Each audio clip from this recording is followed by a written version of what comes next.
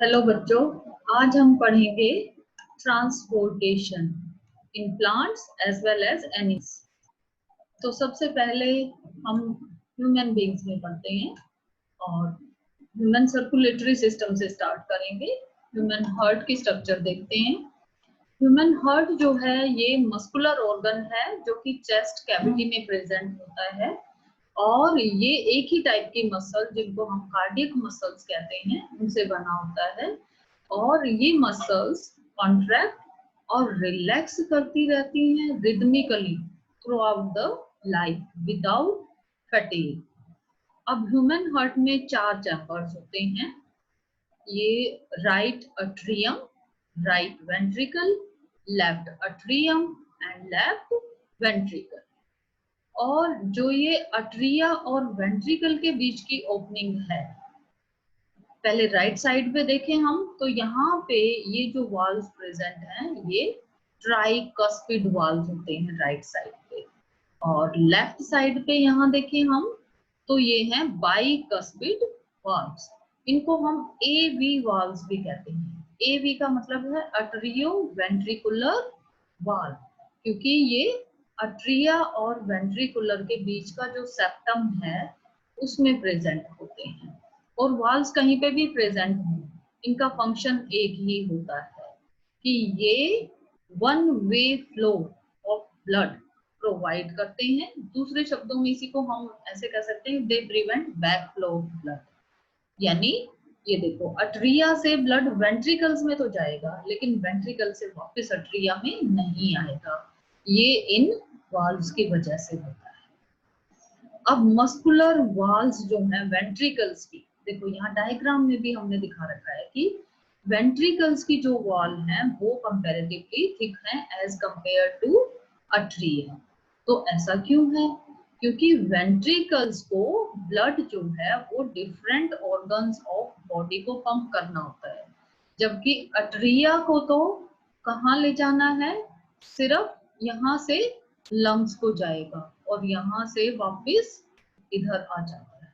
Okay, तो इसलिए ventricles की वॉल थिक होती है। अब हम वेंट्रिकल्स में भी तो देखें, देखो ये लेफ्ट वेंट्रिकल की थिक है एज कंपेयर टू राइट, क्योंकि left ventricle has to pump blood to whole body through aorta, और जो राइट वेंट्रिकल है इसको सिर्फ क्या करना होता है?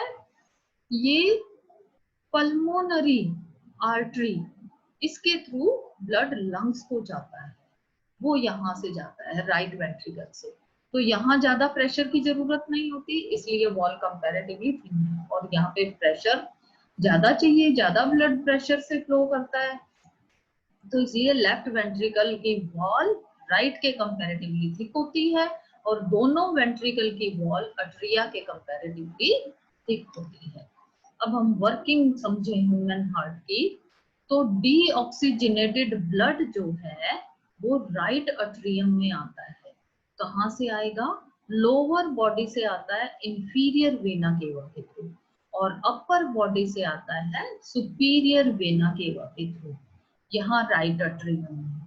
अब ये जो यहाँ ट्राइकस्पिड वाल्स हैं, जब इन पे प्रेशर पड़ेगा तो ये वाल्स खुलेंगे और डीऑक्सीजनेटेड ब्लड किधर जाएगा? यहाँ पे राइट वेंट्रिकल में जाएगा। और फिर राइट वेंट्रिकल से ये ब्लड इसके थ्रू, ये क्या है? Pulmonary artery.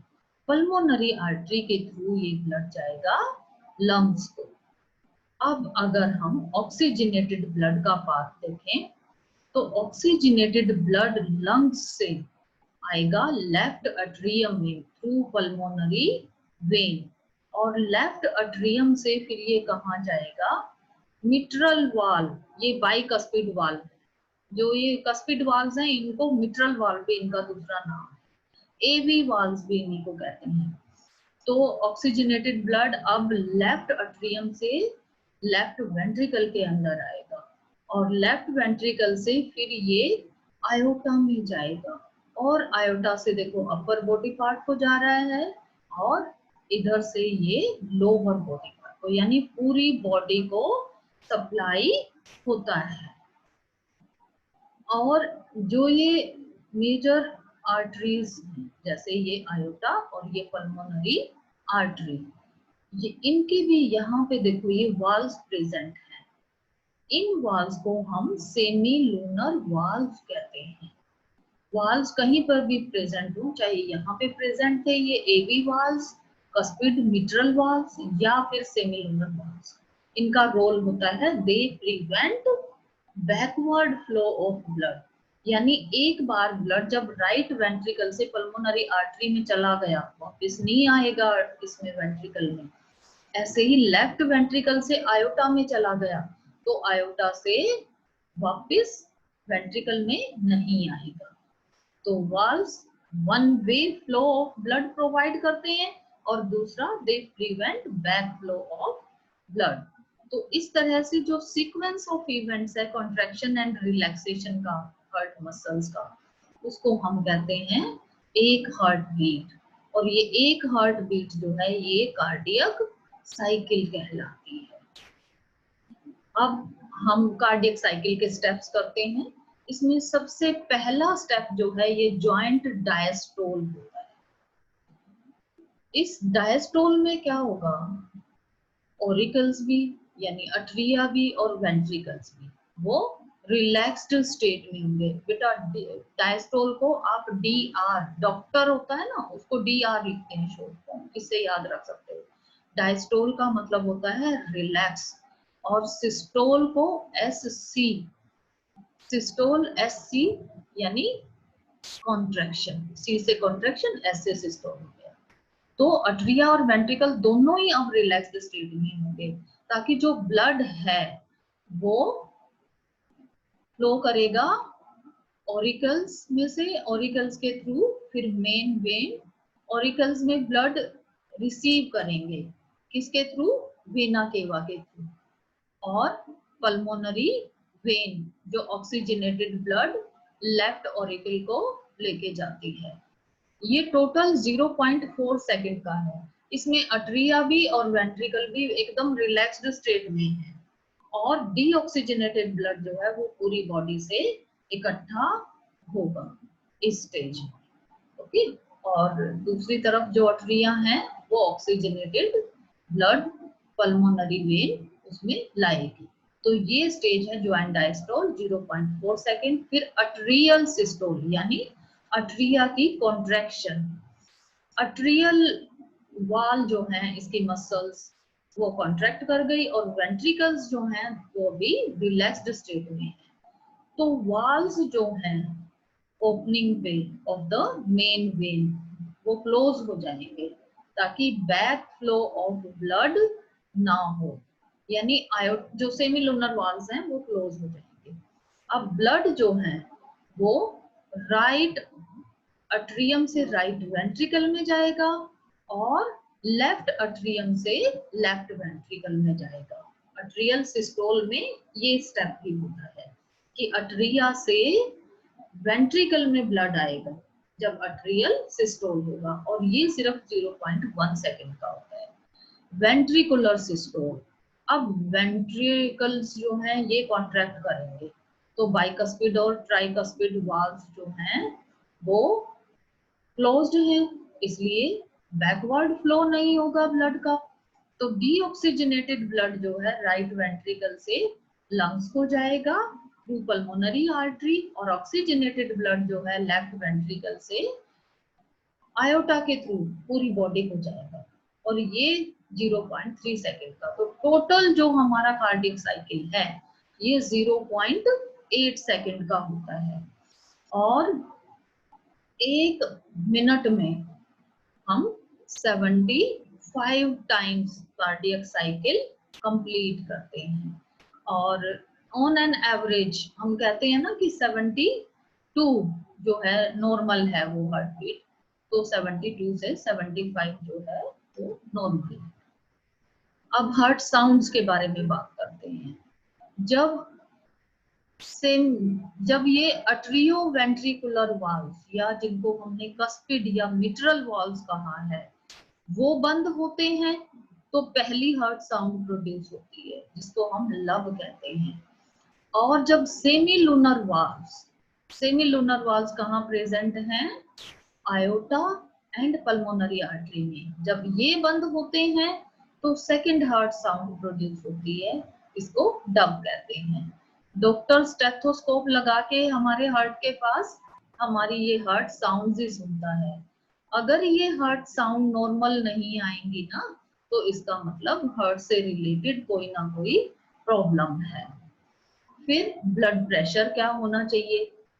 ये वो प्रेशर होता है जिसपे कि ब्लड जो है बॉडी में पंप हो रहा है हार्ट के थ्रू, उसको हम ब्लड प्रेशर कहते हैं। तो सिस्टोलिक प्रेशर है 120 mm ऑफ मर्क्यूरी कॉलम, और डायस्टोलिक प्रेशर, डायस्टोल का मतलब रिलैक्सेशन, जब रिलैक्स्ड स्टेट में है तो कम होगा प्रेशर। ये लोअर जो प्रेशर है वो है 80 mm, और जब वेंट्रिकल्स कॉन्ट्रैक्ट होंगे तो प्रेशर ज्यादा होगा, और ये है 120 mm। इससे 120 से ज्यादा होता है तो हाइपरटेंशन कहते हैं, और लो हो जाए तो लो ब्लड प्रेशर। और हाई ब्लड प्रेशर आपने अपने घर में खूब सुना होगा, उसके लिए फिर ट्रीटमेंट लेना पड़ता है। हाई ब्लड प्रेशर हो तो क्या होता है कि वेन्स फट सकती हैं, और अगर वेन्स फट गई और ब्लड क्लॉट हो गया किसी भी जगह पे, जैसे ब्रेन में किसी जगह पे हो गया, ब्रेन से पूरी बॉडी कंट्रोल हो रही है, तो वहां से जो पार्ट हमारा कंट्रोल हो रहा था वो पार्ट जो है वो पार्शियली या कंप्लीटली काम करना बंद कर देगा। अब हम करते हैं single and double circulation. Single circulation fishes में होता है। इसमें क्या है कि एक कार्डियक साइकिल में हार्ट एक ही बार ब्लड जो है वो हार्ट के थ्रू और बॉडी के थ्रू बस एक ही बार पास होता है, तो वो सिंगल सर्कुलेशन। और डबल सर्कुलेशन में क्या है कि ये फिशेस को छोड़ के बाकी सभी वर्टिब्रेट्स में डबल सर्कुलेशन होती है। इसमें क्या है कि ब्लड जो है एक कार्डियक साइकिल में हार्ट में से 2 बार आता है, और इसके 2 स्टेप हैं। ये पल्मोनरी सर्कुलेशन है और दूसरा है सिस्टेमिक सर्कुलेशन। पल्मोनरी सर्कुलेशन का मतलब है कि जो डीऑक्सीजनेटेड ब्लड है लंग्स के थ्रू, पल्मोनरी जो वर्ड है ना इसका मतलब लंग्स होता है, तो डीऑक्सीजनेटेड ब्लड पल्मोनरी आर्टरी के थ्रू लंग्स में आता है, ऑक्सीजनेशन हो जाती है, और ऑक्सीजनेशन के बाद पल्मोनरी वेन के थ्रू ये कहाँ जाता है? लेफ्ट अट्रियम में जाता है। ये लेफ्ट अट्रियम है। ये हो गया हमारा पल्मोनरी सर्कुलेशन। और सिस्टेमिक सर्कुलेशन में अब क्या है, ये जो लेफ्ट वेंट्रिकल है यहाँ से ब्लड आयोटा के थ्रू ये पूरी बॉडी को डिस्ट्रीब्यूट हो गया, और डीऑक्सीजनेटेड ब्लड फिर वेना केवा के थ्रू कलेक्ट होके राइट अट्रियम में आ गया। ये हो गया सिस्टेमिक सर्कुलेशन जो बॉडी के थ्रू होता है, ब्लड टिश्यूज के थ्रू, और पल्मोनरी जो लंग्स के। अब स्टेप्स इसके हम यहाँ पे एक बार फिर डिस्कस कर लेते हैं। मैं पीछे भी बता दिया मैंने। Blood from all body parts is brought to right auricle, यहाँ पर लाया जाता है, which is pumped to the right ventricle। ये क्या हो गया अब? Through pulmonary artery for oxygenation. अब जो ऑक्सीजनेटेड ब्लड है from lungs is brought back to the heart on left side in left atrium. Left atrium से ये लेफ्ट वेंट्रिकल में जाएगा, और oxygenated blood is distributed to whole body, okay, through largest artery है बल्कि ये iota. ये सेकंड सर्कुलेशन हो गई। तो बॉडी में जो सर्कुलेशन हो रहा है सिस्टेमिक सर्कुलेशन, और लंग्स के थ्रू जो सर्कुलेशन हो रहा है पल्मोनरी सर्कुलेशन, ये 2 तरह की सर्कुलेशन होती है। 2 बार ब्लड जो है हार्ट में आया और गया, तो ये डबल सर्कुलेशन होगी। बहुत इंपॉर्टेंट क्वेश्चन है, आपने अच्छी तरह से करना है ये। अब ऑक्सीजनेटेड और डीऑक्सीजनेटेड ब्लड को सेपरेट करना क्यों जरूरी है? सिर्फ मैमल्स और बर्ड्स में ही कंप्लीटली 4 चैम्बर्ड हार्ट होता है, ऑक्सीजनेटेड डीऑक्सीजनेटेड ब्लड सेपरेट होता है। ऐसा इसलिए है कि मैमल्स और बर्ड्स वार्म ब्लडेड एनिमल्स हैं। वार्म ब्लडेड एनिमल्स वो होते हैं जो अपनी बॉडी के टेम्परेचर को कांस्टेंट रखते हैं। तो अब ये कांस्टेंट टेम्परेचर रखने के लिए they require optimum oxidation of glucose. और ऑप्टिमम ऑक्सीडेशन कब होगी? जब उनको गुड सप्लाई ऑफ ऑक्सीजन मिलती रहेगी। और ये किस लिए जरूरी है? उनके हैबिटेट के लिए जरूरी है।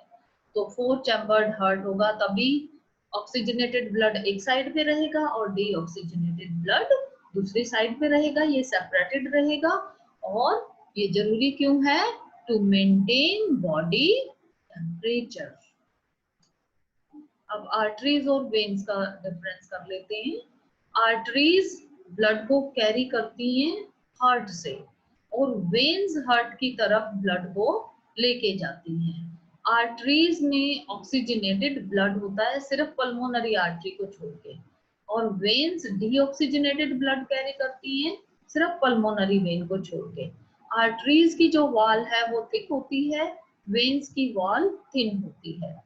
आर्टरीज में किसी तरह के वाल्व्स नहीं होते और वेन्स में वाल्व्स होते हैं। ये डीप सीटेड होती हैं और ब्लड को अंडर हाई प्रेशर कैरी करती हैं। और ये जो हैं सुपरफिशियल होती हैं और ब्लड इनमें से लो ब्लड प्रेशर के थ्रू फ्लो करता है।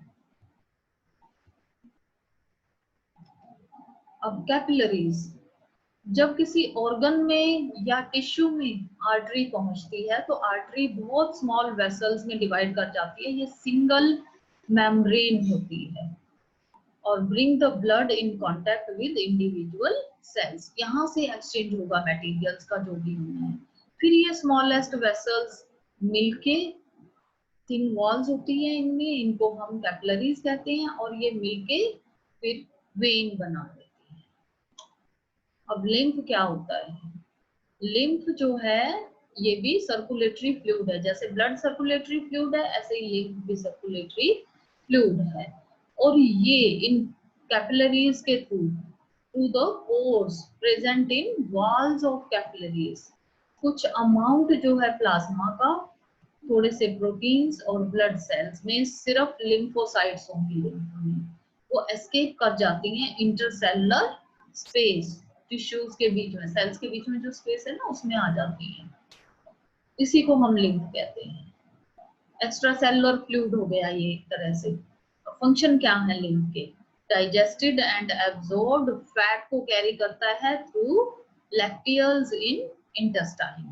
और दूसरा ये हमारी बॉडी को जर्म से प्रोटेक्ट करता है बाय प्रोड्यूसिंग एंटीबॉडीज। लिम्फ के अंदर दो तरह की लिम्फ के अंदर लिम्फोसाइट बताया ना मैंने प्रेजेंट होती है, सिर्फ एक तरह की corpus cells, B and T. और ये जो बी और टी लिम्फोसाइट्स होती है ना, ये फिर एंटीबॉडीज प्रोड्यूस करती हैं। कोई भी फॉरेन सब्सटेंस, केमिकल, कुछ भी हमारी बॉडी में एंटर करे उसके अगेंस्ट ये एंटीबॉडीज बनाएंगे। अब ट्रांसपोर्टेशन इन प्लांट्स पढ़ते हैं। प्लांट्स में वास्कुलर टिश्यू होता है जो कि दो टाइप का है, जाइलम एंड फ्लोएम। जाइलम के through mainly water and minerals का ट्रांसपोर्ट होता है और फ्लोएम के थ्रू फूड की ट्रांसपोर्टेशन होती है। अब जाइलम के अंदर tracheids, vessels, parenchyma and fibres present होते हैं। जाइलम फाइबर्स को हम वुड फाइबर्स कहते हैं, याद रखना है यार। ट्रैकीड्स और वेसल्स इसमें से कंडक्टिंग एलिमेंट्स हैं। पेरेन्काइमा और फाइबर्स कंडक्टिंग एलिमेंट्स नहीं है। जाइलम जो है इसमें क्या हो जाता है, कंटिन्यूअस ट्यूब्स बन जाती हैं प्लांट में जो रूट से लेके स्टेम तक आती हैं and right up to the even veins तक चली जाती हैं लीव्स की। तो ये वाटर एंड मिनरल्स को कैरी करता है कहाँ से कहाँ, from leaves to other parts of the plant. और फ्लोएम जो है ये इसके अंदर हैं sieve tubes, companion cells, phloem parenchyma and bast fibres. Sieve tube इसमें कंडक्टिंग एलिमेंट्स हैं और ये किसको कैरी करती है, प्रोडक्ट्स ऑफ फोटोसिंथेसिस को, रूट से अदर पार्ट्स ऑफ प्लांट। ये मल्टी डायरेक्शनल ट्रांसपोर्ट है और जाइलम के थ्रू जो ट्रांसपोर्ट है ये यूनिडायरेक्शनल है, सिर्फ रूट से स्टेम की तरफ जाता है। और यहाँ पे लीव्स से ये बाकी सभी पार्ट्स में जाता है। अब transport of water, ascent of sap भी इसको हम कहते हैं। अपवर्ड मोमेंट जो है वाटर मिनरल्स की रूट से डिफरेंट प्लांट पार्ट्स में, इसको हम असेंट ऑफ सैप कहते हैं। बहुत सारे फैक्टर्स हैं जिनका रोल है असेंट ऑफ सैप के लिए, तो हम कुछ इसमें से डिस्कस करते हैं। पहला फैक्टर है रूट प्रेशर। जो रूट हेयर सेल्स हैं उनकी वॉल्स बहुत ही थिन होती हैं, और सॉइल से वाटर एंटर करेगा, रूट हेयर के थ्रू प्रोसेस होती है ऑस्मोसिस, तो रूट प्रेशर डेवलप हो जाएगा। और ये जो रूट प्रेशर डेवलप हो जाएगा ये रिस्पॉन्सिबल है मोमेंट ऑफ वाटर के लिए, from the roots up to the base of stem. फिर कैपिलरी एक्शन, कैपिलरी बहुत ही फाइन ट्यूब होती है, तो इसी तरह की ट्यूब लाइक स्ट्रक्चर्स प्लांट्स में बन जाती हैं। और राइज इन कैपिलरी किस वजह से, because of physical forces, force of adhesion and cohesion होता है, इसको हम कैपिलरी एक्शन कहते हैं। Very fine tube, it is called capillary. Water or any liquid rises in capillary due to physical forces, and this phenomena is known as capillary action. Water in stem rises to some height because of capillary action. अब ये capillary action भी sufficient नहीं है। Eucalyptus जो tallest tree है तो 100 metre तक होता है, तो इतनी हाइट तक ना तो कैपिलरी एक्शन से पानी राइज कर सकता है, ना ही रूट प्रेशर से अकेले से राइज कर सकता है। तीसरा फैक्टर आता है ट्रांसपिरेशन पुल। ट्रांसपिरेशन क्या होता है, loss of water from the exposed parts of plant, through stomata होगा और थ्रू लेंटिसल्स होगा। अब ट्रांसपिरेशन क्या क्रिएट करेगा, वैक्यूम क्रिएट कर देता है, और वैक्यूम से फिर सक्शन क्रिएट होगा, इसी को हम ट्रांसपिरेशन पुल कहते हैं। और ये ट्रांसपिरेशन पुल पानी को ऊपर की तरफ वाटर कॉलम से सक करता है from xylem tubes, and thus water can rise to great heights even in tallest plants। तो मेजर रोल किसका है, ट्रांसपिरेशन पुल जो है ये रिस्पॉन्सिबल है transport of water up to heights. अब ट्रांसपोर्ट ऑफ फूड, फूड का जो ट्रांसपोर्ट है इट हैपन्स बिकॉज ऑफ, जब ये इस क्यों जरूरी है, फूड अगर डिफरेंट पार्ट्स में नहीं जाएगा इसका ऑक्सीडेशन नहीं होगा और हमें एनर्जी नहीं मिलेगी। तो इसलिए ये unlike the transport through xylem, xylem के थ्रू जो ट्रांसपोर्ट था वो पैसिव ट्रांसपोर्ट था, उसमें एनर्जी की जरूरत नहीं होती, और यहाँ पे हमें यूटिलाइजेशन ऑफ एनर्जी करना पड़ता है फूड की ट्रांसलोकेशन के लिए। क्यों, क्योंकि ये एक्टिव ट्रांसपोर्ट है। एक्टिव जो ट्रांसपोर्ट है वो अगेंस्ट चलता है बेटा, अगेंस्ट द ग्रेडियंट। जैसे पैसिव तो हो गया, जैसे आप सीढ़ियां उतर रहे हो, ऊपर से नीचे आ रहे हो, हाई कंसंट्रेशन से नीचे की तरफ आए तो एफर्ट्स नहीं लगाने पड़ेंगे, लेकिन जब आप नीचे से ऊपर जाओगे यानी लो कंसंट्रेशन से हाई की तरफ, अगर फूड का ट्रांसलोकेशन जो होता है लो कंसंट्रेशन से हाई होता है, तो उसमें एनर्जी खर्च करनी पड़ती है, पहले यूज करनी पड़ती है, तब वो राइज होगा। और ये जो फ्लो है फूड का, ये वो डायरेक्शंस में होता है, two way traffic, rather multi directional भी हम इसको कह सकते हैं। तो transport of food from leaves, leaves food factory है, to different parts of plant, इसको हम कहते हैं ट्रांसलोकेशन। तो ये आज हमने पढ़ा transport in plants and animals. Thank you so much.